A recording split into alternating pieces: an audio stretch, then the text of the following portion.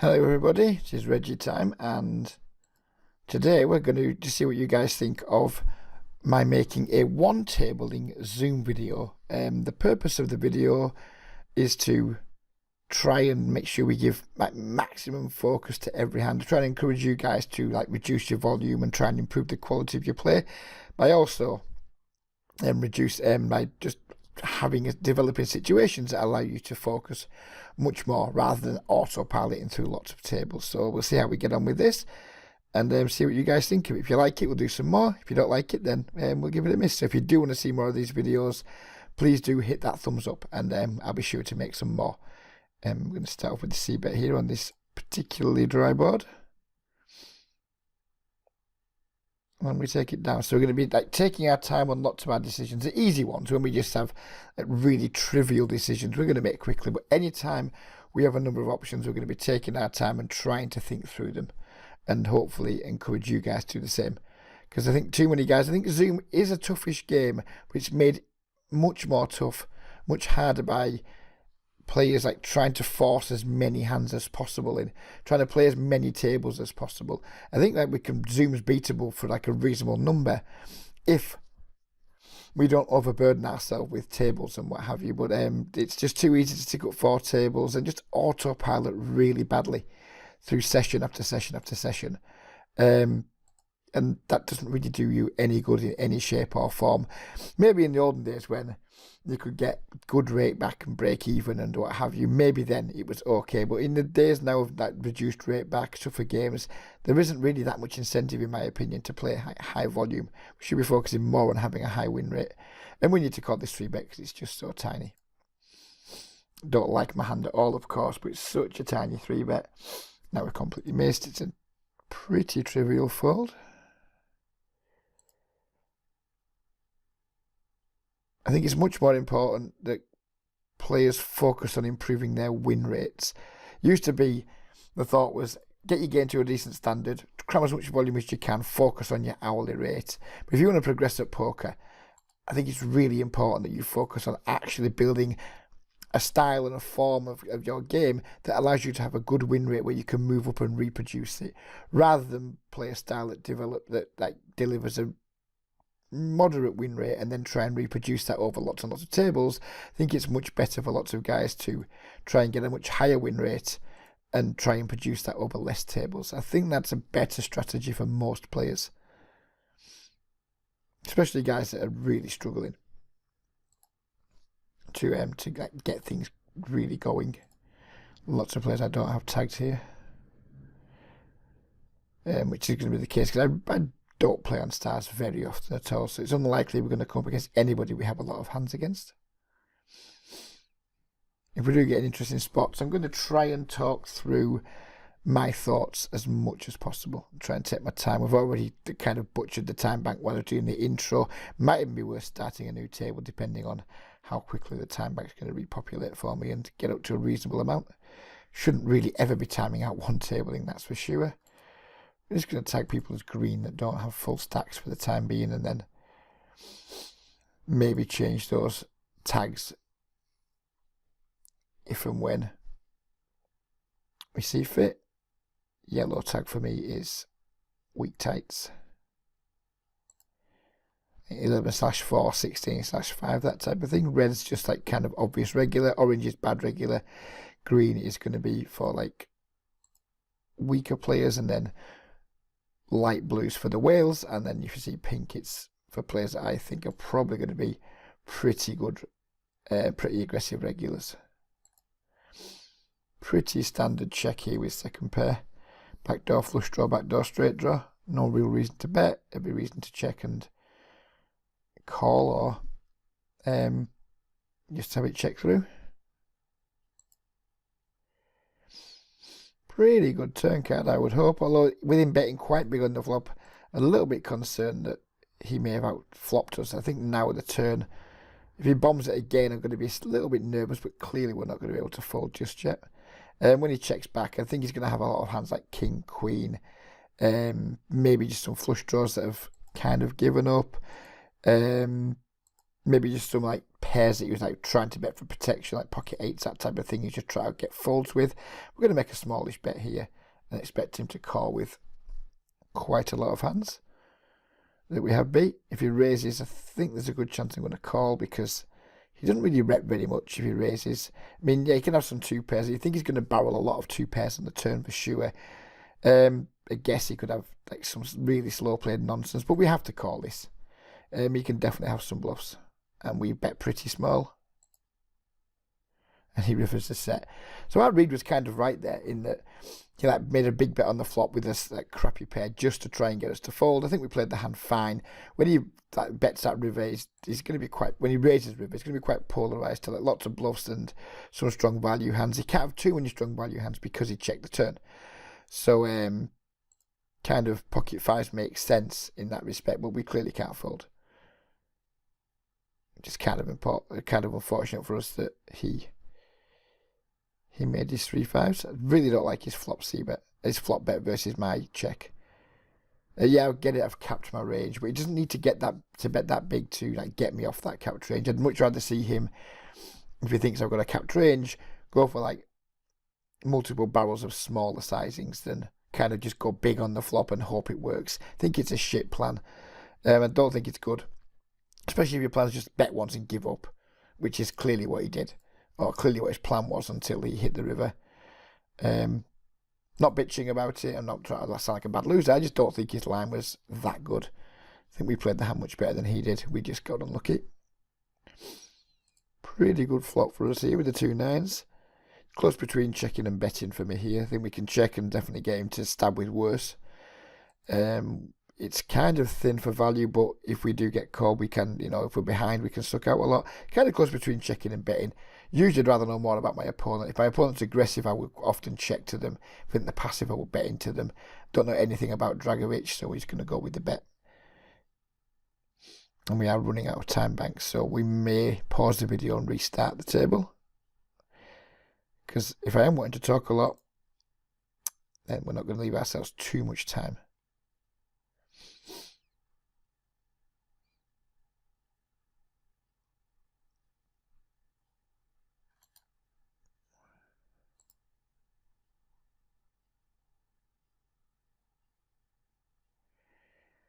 Don't know anything about this character. Don't know anything about the players in the blinds. This guy doesn't seem to 3-bet a lot, but it's such a small sample size. I think I'm going to 3-bet. King Jack, I would call with some like better, it's like more playable suited hands, but I think King Jack offsuit, happy just to like 3-bet with some good high cards and hopefully take it down pre. If we get 4-bet, trivial, easy fold. If we get called, then we got a hand that has some playability in position.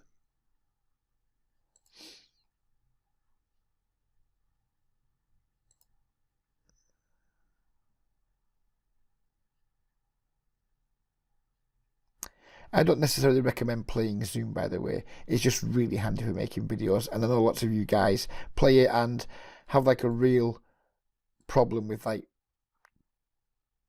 moving away from it. So I always try and convince players that come to me for help to like leave Zoom and find softer games, find softer fast forward games, or just find regular tables to play.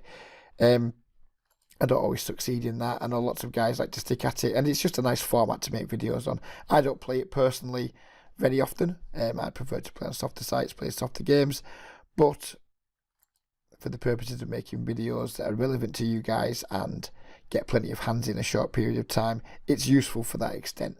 So please don't think I'm a hypocrite. I recommend you don't play these games, but they are good for video making purposes. So we've got quite a lot of hands on here. I'm guessing I must know him from players who sent me their hand history for me to analyse, because I have no idea who he is. He only falls to 51% of 3-bets. He got a very weak player in the big blind, so we're going to try and call here and play some flops. If I thought there was a good chance of getting squeezed behind, then I wouldn't have called. I would have 3-bet or folded. But we looked at this guy, he's 20/4. He's not going to squeeze as much. We don't know anything about him. Well, so we're just going to bet our gut shot win. The player checks to us. Pretty standard bet there versus a missed bet. We don't have to bet too big because we're not trying to make him fold anything good. We're just trying to collect dead money or get him to maybe cap his range so we can find multiple streets.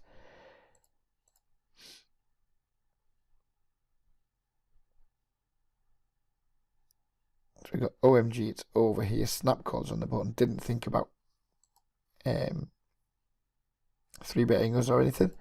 Not a good flop for us. Not really any potential for us either, apart from some weak backdoor stuff. So just willing to give up at this point. Now I think there's a reasonable chance we have the best hand. He's going to continue checking. Maybe he stabs with worse. Maybe he decides to eventually try and bluff. He's going to call. We river a good solid 2 pairs. Whether to bet for value here or check again. Don't think he has much 4x in his range.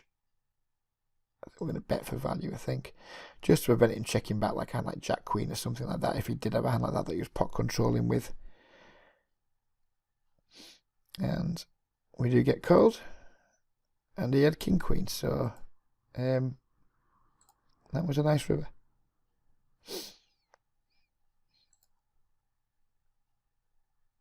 Good example of how small sample sizes really don't tell the full story, by the way. If you look at my stats here, with 30 hands I'm playing 41/34. That is a long way from my typical stats. If you go back and look at my last video with how I crush micro stakes video, you'll see what my stats are over a big sample. They're around 20/15.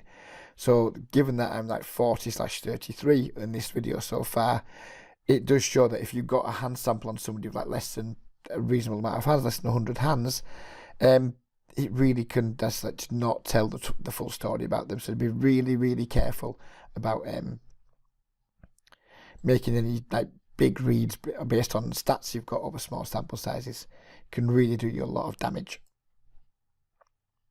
And I'm naturally going to be much looser when I'm 1-tabling than when I'm 4-tabling or 3-tabling. That just stands to reason. We're going to find more opportunities to steal. We're going to find more ways to play hands because we're not going to be auto-piling as much. But I still don't expect it to be anywhere near 38-31. 36-30, whatever the heck it is.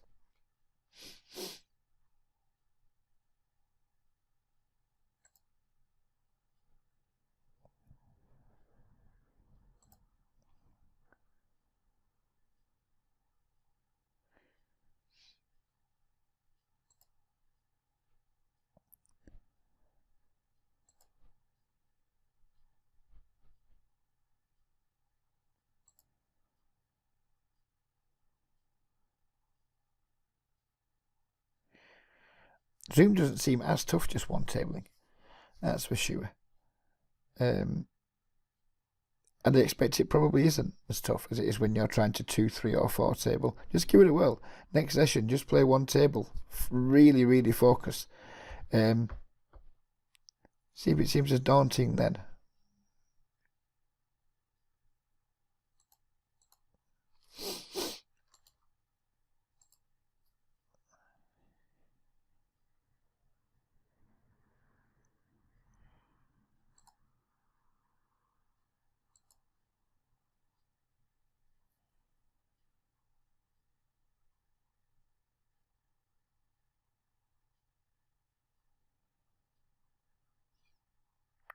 King Jack offsuit. Is there any fish kicking around? No, there isn't. So we'll look the King Jack from the middle position. We'd certainly open it from the cutoff, of course.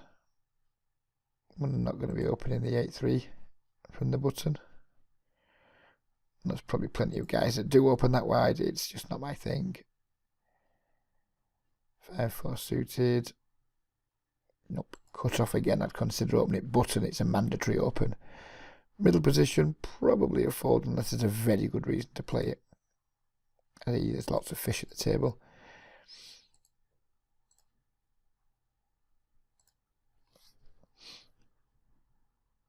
I'm not one for slow playing sets out of position. If he just folds to us here, then he just folds to us. Nothing much we can do about it. He doesn't though, so hopefully that means he has at least a jack. There's not too many draws on that board. Obviously Queen 10's there, 10-8, but not too many draws, so hopefully he has something reasonably strong. I mean, the ace is a completely safe card unless he just has 2 aces, but I'd expect players without a full stack to just fast play their aces on the flop and just re-raise them again once I check raise. Jack 5. There we go. There we go. That was a nice turn card. Oh, we've nearly got a chest as well. Boom. We'll open the chests at the end. Doug Pope refuses to open chests. I will open chests. I'm delighted to be opening chests.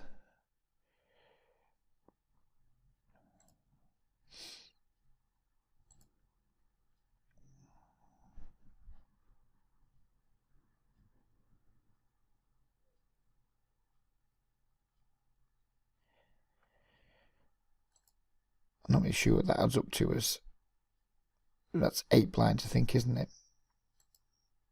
Nope, we're not putting 8 blinds in pre-flop with the king and the 9 different suits. It's not on my to-do list today or any other day, really.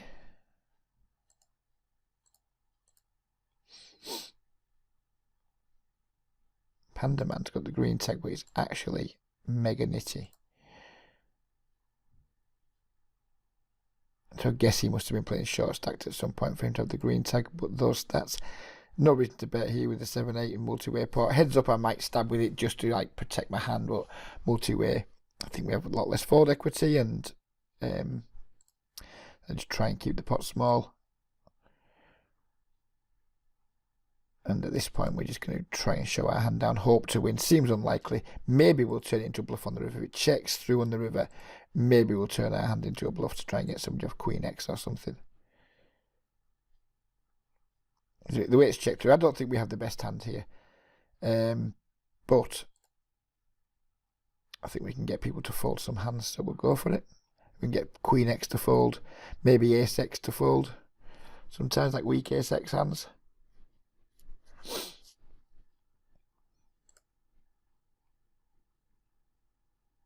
And I think it's little spots like that, sometimes where people just take those hands to showdown and miss chances to turn them into bluffs. Little things like that that you can pick up on way more often when you're not autopiloting. You don't do that when you're autopiloting. You just give up and check down or whatever. When you're not autopiloting, you get to pick up a lot more pots that maybe you otherwise wouldn't have picked up. Pretty miserable flop for the Ace-10. I'm just going to check fold, unless he bets super tiny. Sometimes I would like just bet twice versus miss C bets, but not on these board textures. I think it's too easy for someone just to call down with pocket 10s or pocket jacks, something like that. Some board textures I will bet twice versus miss C bets, like wetter boards, where people will probably be more scared with their like medium strength hands, but not on these boards. I think he's going to check back pocket 10s, pocket jacks, pocket queens, and then just call twice when you bet twice. So it's not a good board for doing that, for attacking like a capped range, in my opinion. You guys might beg to differ, but that's what makes a game interesting. He's folding a lot, but he's got less than 100 blind stack, so we're going to give him that tag for the time being. But he'd probably be adjusted to a yellow tag eventually, would be my guess.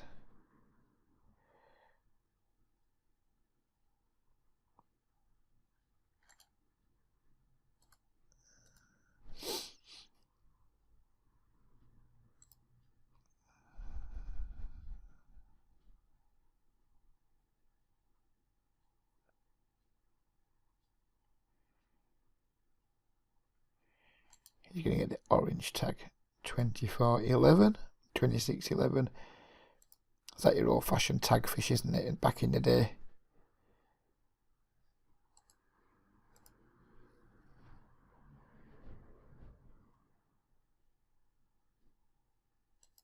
I don't know why I paused there.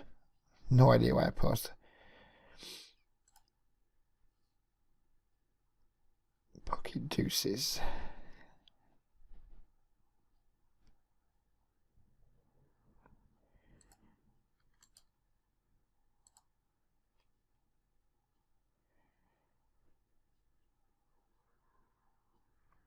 Given he's got a shorter stack, we're going to adjust our open size.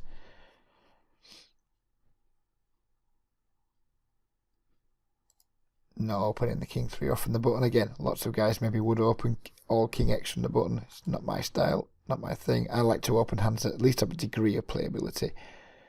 King deuce offsuit does not have an awful lot of post-flop playability.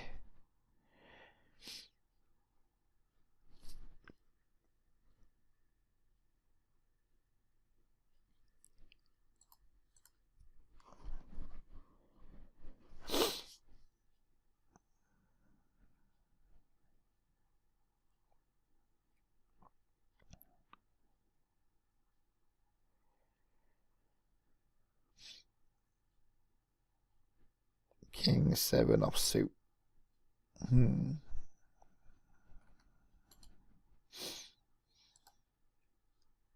Not a big fan of opening hands this bad, but against someone who hasn't got a full stack, I think the chances of myself getting 3-bet are significantly lower. So therefore, I'm more prone to like just try and steal blinds. I think guys with like less than full stacks are way more likely to just call or fold than they are to 3-bet. Everyone's more likely to just call or fold than they are to 3-bet, I guess. But these guys especially are that way. I'm not going to c-bet this board though. And we're just going to give up. Our steal attempt failed and we didn't flop that well.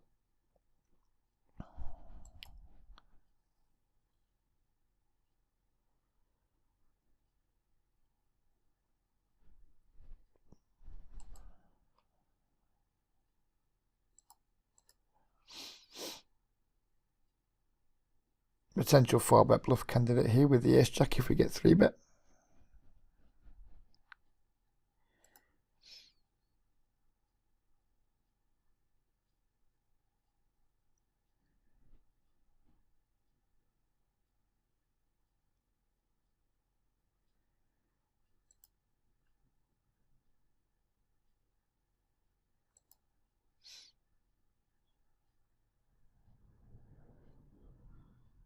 Certainly we're playing the ace-7 suited from the button. It's just whether we're going to get a chance to open with it, whether we're going to 3-bet with it, or whether we're going to overcall.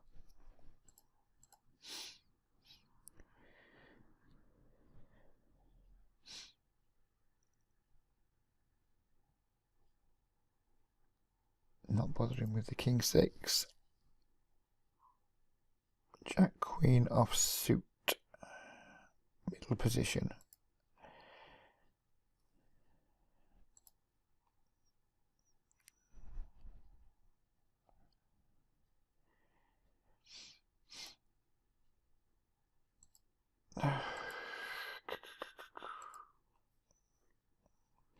Going to start opening a little bit wider from the cutoff on the button because it does appear that there's not too many heavy 3-betters around and there's an awful lot of people just snap folding when we open. So we're going to look to try and be a little bit looser from the cutoff and button while the game seems to be in this state.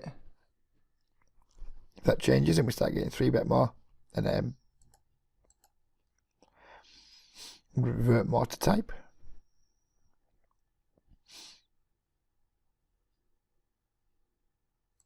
Not a good flop for our hand, but I think it's a reasonable flop for us to make a c-bet on.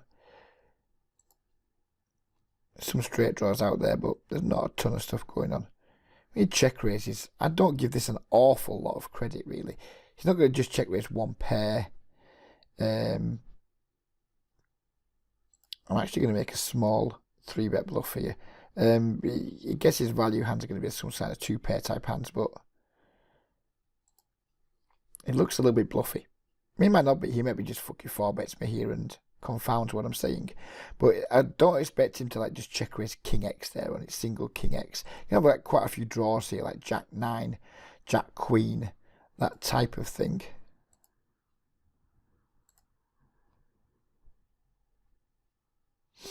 And we are going to empty the clip. And if he has check raised just with like a king X type hand, then he might want to look us up. But there's going to be, do we need to though? Because we beat all the draws, don't we?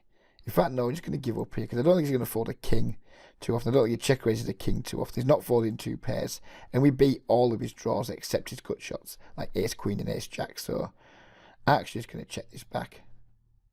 And he did have 2 pairs. He was never going to fold that hand. So we maybe dodged a bullet there. It's just a board that's going to be like hard to have too many value hands on. He needs to have like 2 pairs and things there because he doesn't have like the sets very often. He probably 3-bets 10s, decent amount. Always 3-bets kings, you would imagine. So then there's like king 8, king 10, pocket 8s and draws really. Yeah, I'm aware that might look a little bit spewy. Especially once he calls. When we like 3-bet and he calls.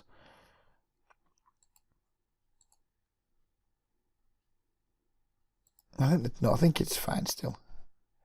Because we can like still quote unquote get value from draws on the turn. They're going to call and just give up when they miss that we get to beat. And yeah, I don't know. I think once I decide to 3-bet the flop, we need to follow up with the turn barrel. And the river's kind of, as it happens, we made a reasonable check back, but I'm not sure if we should empty the clip there or not. I mean, obviously we can just fold the flop. I would have no problem with people saying just fold the flop, you fucking moron. I'd have no issue with that whatsoever. Yeah,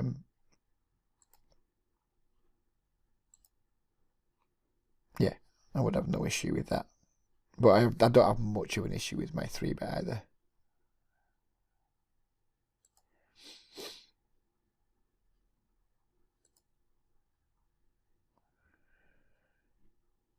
Perhaps I can choose some better hands to do it with, some gut shots and what have you.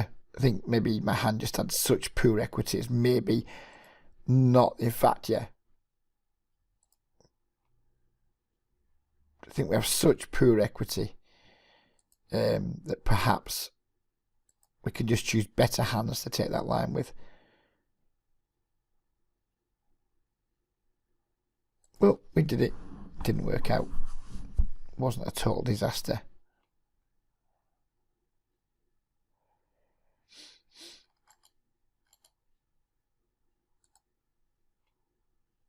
And we can't be afraid of looking stupid. Sometimes we're going to play hands that, when we get to showdown, is going to look pretty fucking stupid.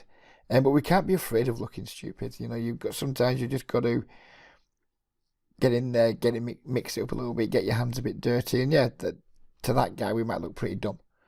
Thinking, what the fuck, A7, etc. And it probably wasn't anywhere near the best bluff I've ever run in my life.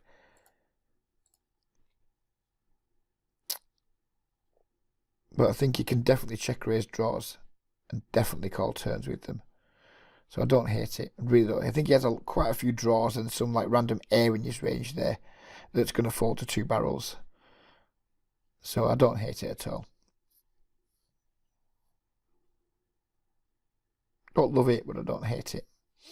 And we're going to show up about it now. And we're going to flop middle set on a pretty dry board.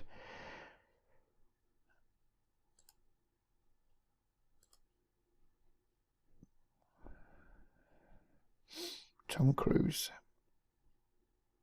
Top Gun. And we get no action again.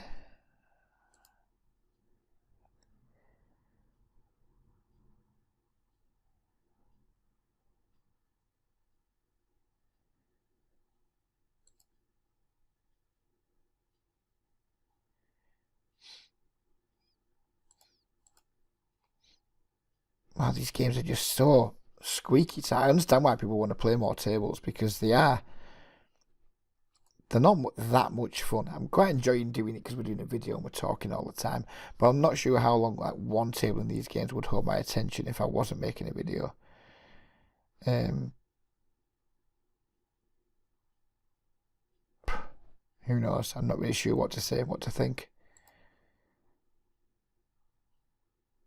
Well, we haven't seen like any like fully legitimate fish yet, like with the big like 60, 70 V pips.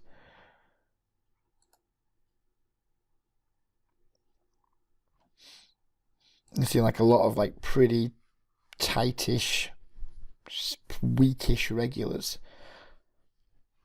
And maybe some good regulars, probably plenty of good regulars too.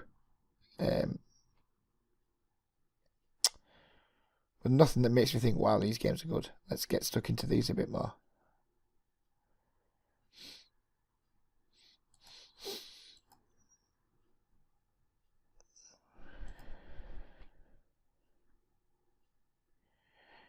I think he's going to have a lot of 10x and under pairs here. That just like bet the flop for protection against my range. We're going to go for a big bet on the river here, try and put pressure on his hands like pocket sixes, maybe even like 10x and what have you.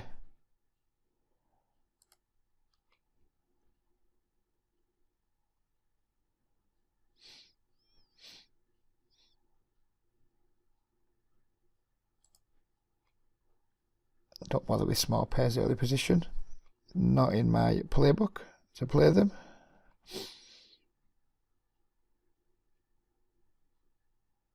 Got a complete nit that's opened under the gun. 2 greens in the blinds, which may or may not be tells that the fishy players, but certainly try and see a flop against them. This guy's got a c-bet of 80% and a turn barrel of 0, so we're certainly going to float this fellow on this board. We're going to backdoor everything, 2 over cards. Seems like a good spot to float and see what happens on the turn. If he double barrels the turn, then we're just going to let him have the pot.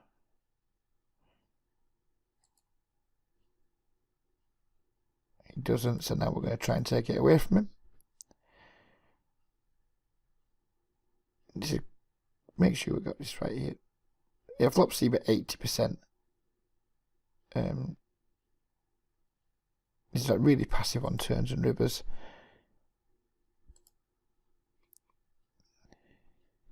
Yep, good stuff. That's just an example of someone who's got like reggish stats, but clearly has some exploitable post-flop lines going on. You see him here again. Like 12 7, so he's quite nitty. C-bet's probably too much, even though he's coming from a tight range. And then just like still hasn't barreled a turn yet over. Not sure how many samples. Let's have a look, see if we can see turn C-bet. It's only not from. I'm not sure. Don't want to waste my time bank. Sure, it can't just be over a sample size of 1 though. My holder manager isn't well set up for pop-ups because I barely use it. I only use my holder manager usually for like database analysis because I'm usually playing on 888. So my actual HUD isn't super dynamic. I've got no pop-up set up, anything like that, because I just never use it as a HUD. I very rarely use it as a HUD.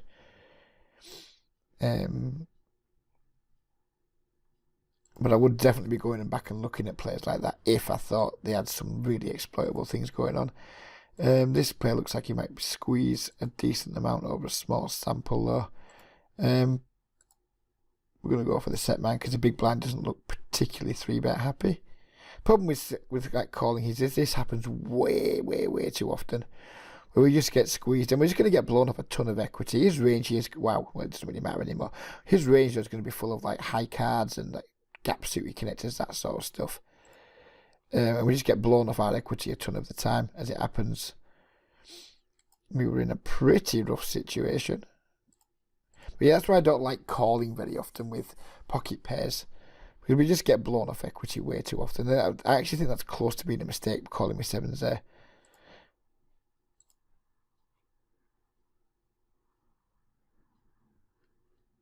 Maybe call with them on the button where you're guaranteed position post flop, and maybe call with them at the big blind when you're closing the action, but other positions maybe just muck them to an open, or 3-bet them if you think someone's opening too often or folding to too many raises or what have you. I'd say we should always fold them. I just don't think we should be like just flatting with them with players too right behind too often.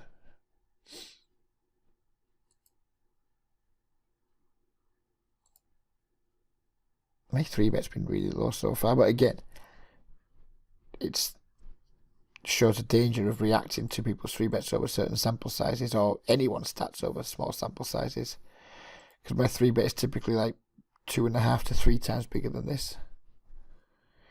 The dangers of sample sizes.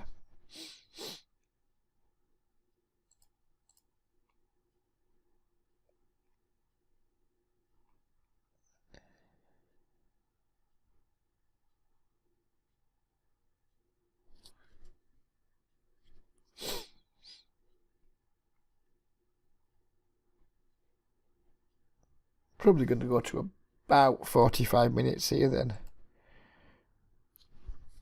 I'll wrap it up.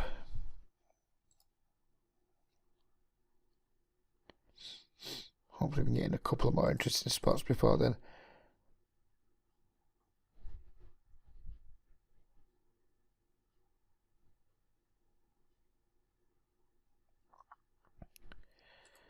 We're not folding here, it's just a matter of whether we want to 4-bet as a bluff or just call.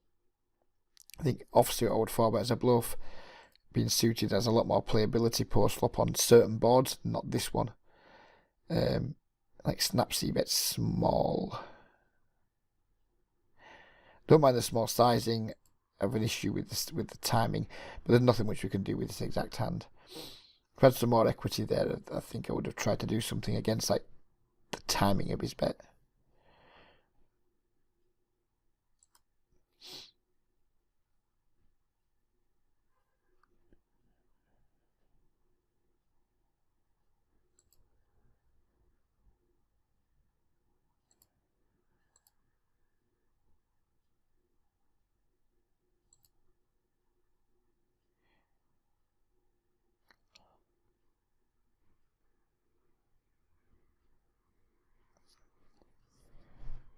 And we could potentially 3-bet versus late position opens here. As it happens on the guns min raise, so we're going to be defending with a call.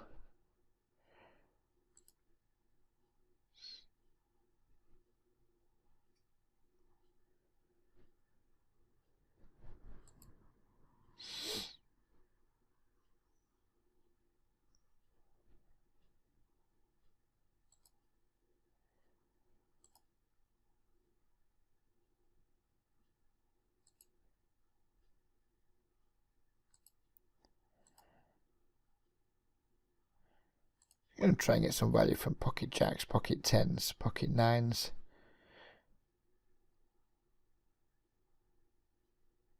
Can't suck if we get raised.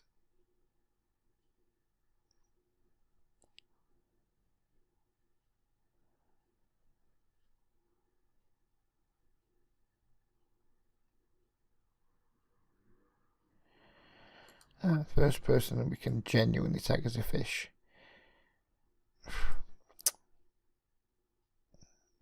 Normally, I would think about 3-betting here, but because of his stack size, we're just going to let it go. If we had a full stack, I would 3-bet fold with my king queen there.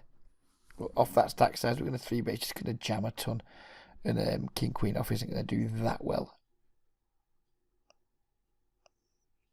What was this guy opening from the cutoff? 28%. We haven't been getting out of line at all so far. So we'll over a 3-bet bluff with the king 4 suited against somebody who's opening not a ton, but not super loose. Sorry, not super nitty.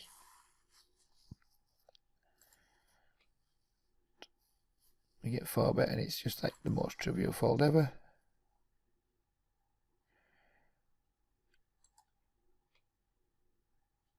I think I absolutely stand by my comments at the start of the video, and that you guys who are playing Zoom should just be playing some better games, because these games are in no way good.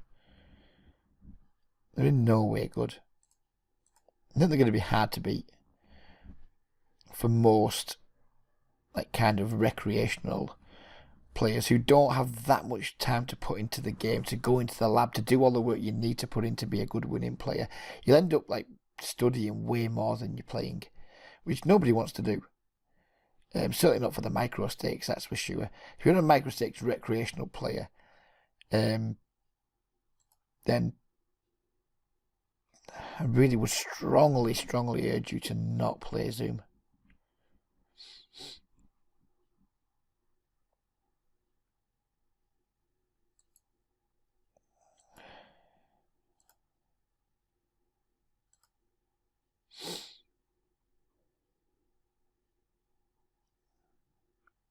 And the reason I'm saying that is just because the game's just, I mean, let's just look around for like the next few minutes.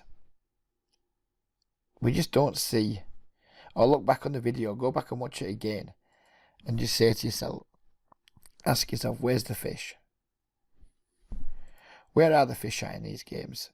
And tons of guys, I mean, look at this, what the fuck is going on here? 3/0. I see lots of guys saying, oh, this guy's like, they'll look a guy up in the lobby and he's one table in and he's got less than 100 big blinds. And I'll be like, yep, cool. He's not a winning regular, but he's also playing like 21/11. So he's not fucking giving his money away either. He's just there, just like doing nothing, but not giving money away. And it's just, they're just not good games, are they? I understand that they are really convenient, to just get in, get some volume in, and what have you. But if you're not winning, what's the point in like getting some volume in if you're just like playing in games that you're just not going to beat for anything remotely worthwhile as a recreational player?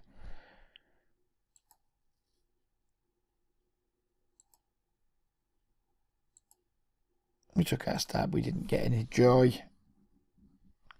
We are now going to go with the overbet to try and put pressure on anything that isn't a jack. I expect him to call with a jack here a decent amount, but fold with lots of other stuff, and we can absolutely have tons of ace-x that plays this way.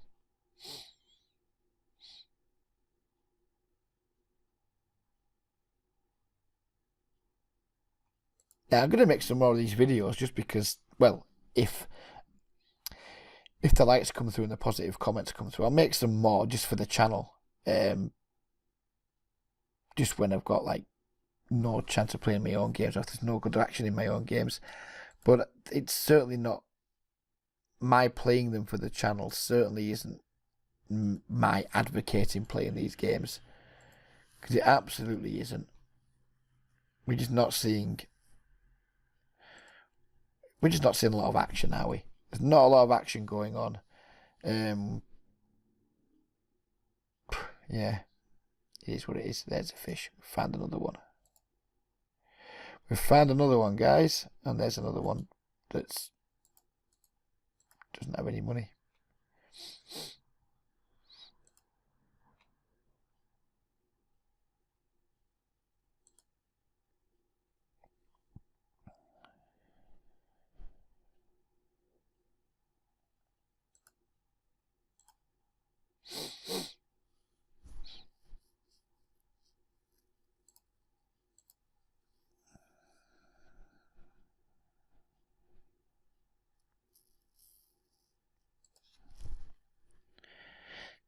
Easy when we miss here to fire out a big bluff, isn't it? The ace does make him some two pairs, I guess. I'm going to bet for value from king, queen and stuff, I guess, but it's kind of easy when you don't hit your ace there, because you can just know you can just fire out your big bluff. When you hit, you're like, oh shit, now what size? Now what size do we choose? Now I've actually got a fucking hand. Oops, wrong one.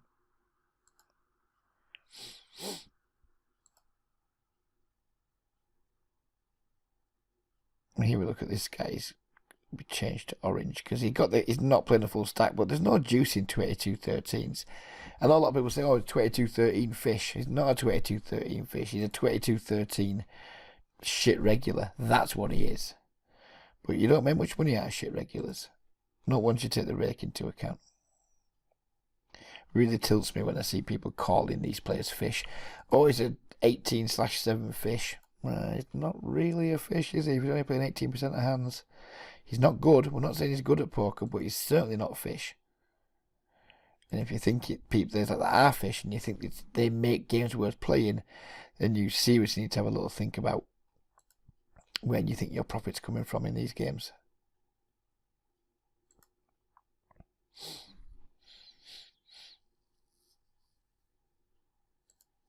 Well, we've got around the 45-minute territory now, so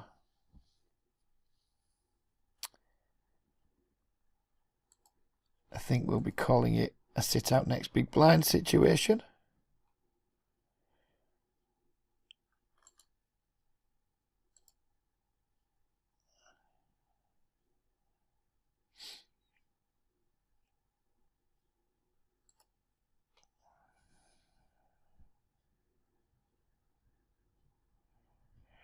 Wouldn't be at all surprised to get 3-bet here by a regular.